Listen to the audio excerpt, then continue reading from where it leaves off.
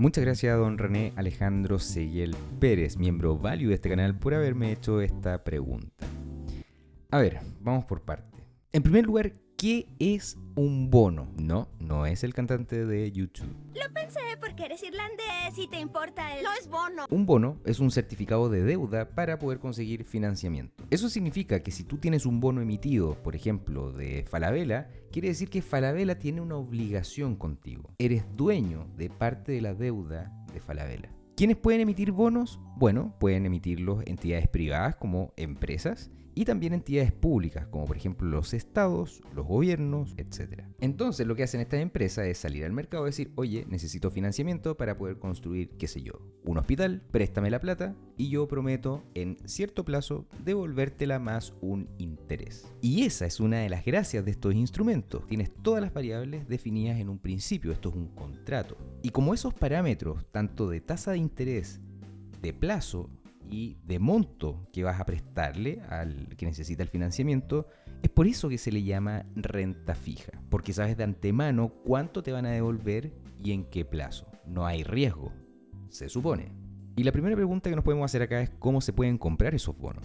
En realidad hay dos maneras tradicionales para poder adquirir este tipo de instrumentos. En primer lugar, por medio de fondos, ya sea de inversión, fondos mutuos o los tan populares ETFs. Pero también se puede ir al mercado por medio de tu corredor de bolsa favorito y comprar un bono. No hay nada de otro mundo en ese tipo de operaciones. Ahora, ¿hay alguna diferencia entre comprarlo por medio de un fondo o simplemente ir con tu corredor y comprar un bono? La verdad es que sí hay diferencia y bastante. Así que en este video lo que voy a hacer es explicar de manera muy aterrizada, muy sencilla, el mercado de bonos, cómo adquirirlos y obviamente cuál es la diferencia entre adquirir un fondo o simplemente salir a comprar un bono a una empresa X. Dicho esto, entonces, lo que podríamos pensar intuitivamente de inmediato es, si es renta fija en un plazo conocido a una tasa de interés conocida, ¿por qué varía el valor de los bonos y de los ETFs de bonos en el mercado? Y la respuesta en realidad es muy sencilla. Es porque esos bonos se pueden vender en el mercado antes de que se extingan.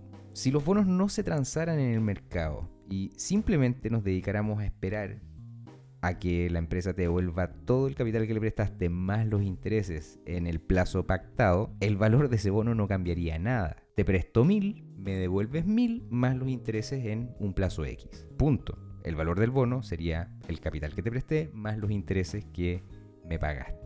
Pero como los bonos se venden en el mercado, yo puedo salir con este instrumento de deuda, este certificado de una obligación, puedo salir al mercado y vendérselo a otra persona al precio que acordemos. Básicamente eso. Ahora, ¿qué es lo que hace que una persona esté dispuesta a pagar más o a pagar menos por un bono que ya esté emitido? Principalmente la tasa de interés. Cuando las tasas de interés suben, baja el valor de los bonos actuales, los que ya están emitidos. Y eso ocurre porque al subir la tasa de interés, los nuevos bonos que se emitan van a ser emitidos a una tasa mayor a la que se emitieron los demás bonos. Es decir, entregan más retorno los bonos que se están emitiendo ahora que los que se emitieron hace un año atrás. Y los pobres bonos que ya están en circulación, como pagan menos interés que los bonos que se están emitiendo ahora, pasan a ser menos atractivos y por lo tanto pierden valor. En ese sentido, entonces, si mantienes el bono hasta la fecha del vencimiento, te olvidas de todas las pajas mentales de las fluctuaciones de las tasas de interés, simplemente te quedas con el bono, te devuelven tu plata más la rentabilidad. Punto. Sin embargo, el gran problema de esto es que, al menos en Chile, no es fácil, no es sencillo poder salir a comprar bonos. Es más bien caro. Necesitas varios millones de pesos para poder comprar un cupón. Y no es algo que cualquier persona tenga varios de millones de pesos para poder comprar un bono. Pero supongamos que sí tienes el dinero para ir a comprar un bono de una empresa en particular. El problema de eso es que si no conoces bien la empresa, es tan riesgoso o más incluso que comprar acciones individuales de esa sola empresa si es que no la conoces. Ahora, aterricemos bien los riesgos. Las empresas, por lo menos en Chile, no tienden a quebrar, por lo menos no las grandes. Yo no recuerdo empresas que hayan quebrado. Pero bueno, esas cosas pueden ocurrir, sí, pueden ocurrir. ¿Pasa poco? Pasa poco, pero puede ocurrir. Y ahí es donde entran las clasificadoras de riesgo, que como su nombre lo dice, clasifican los bonos.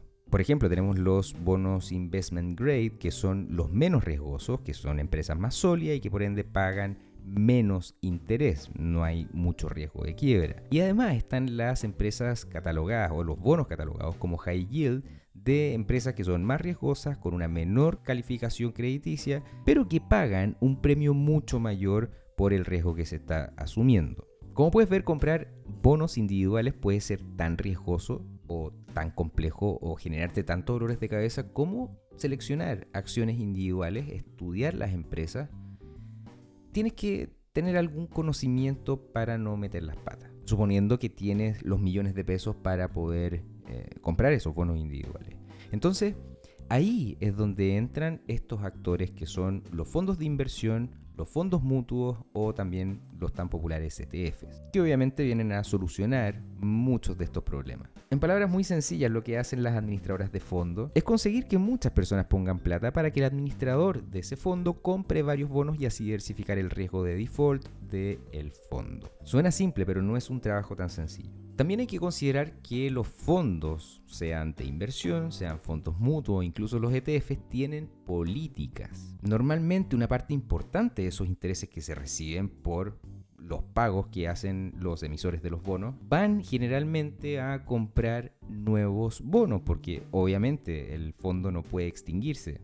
Cuando va recibiendo dinero, ya sea de nuevos aportantes o de los intereses que van recibiendo de los emisores de bonos, lo que hacen los administradores es comprar más bonos para que obviamente no se extinga el fondo y no deje de existir. Y otra parte de esos intereses se distribuyen como dividendos o se reinvierten en el mismo fondo a nombre de la cuenta del inversor individual que está participando de ese fondo. Pero como te digo, todas esas cosas salen en los reglamentos internos de los fondos y cada fondo tiene su propia política. Ya que vimos las principales ventajas y desventajas de invertir en instrumentos de renta fija, ya sea de manera individual o por medio de un fondo o de otra carretera de inversión, por así decirlo, lamento decirte que tengo que ponerle un poquito más de pelos a la sopa. El plazo, /duración, /madurez del bono.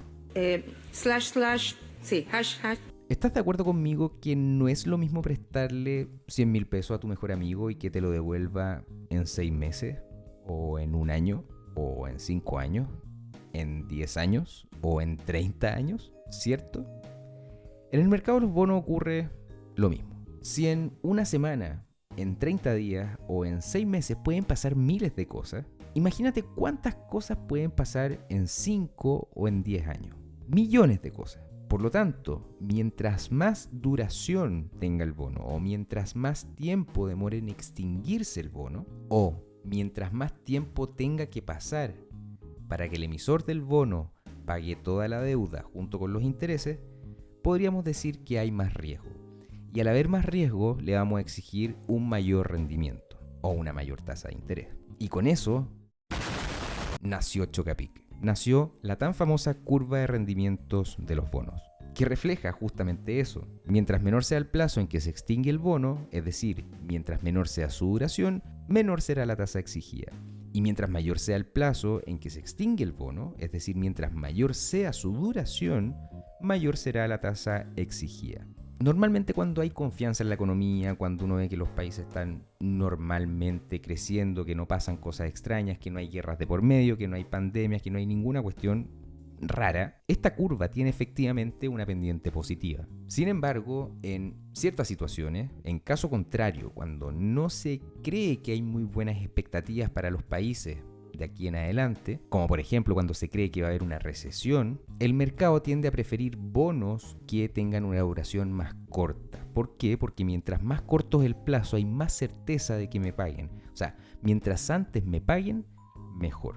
Y eso es lo que conocemos como la curva de rendimientos invertida. Les dejo por aquí también un listado de países que están en esta condición, con mayor o menor grado de inclinación, obviamente, y también el caso de los bonos de Chile y Estados Unidos para que puedan ver evidencia empírica.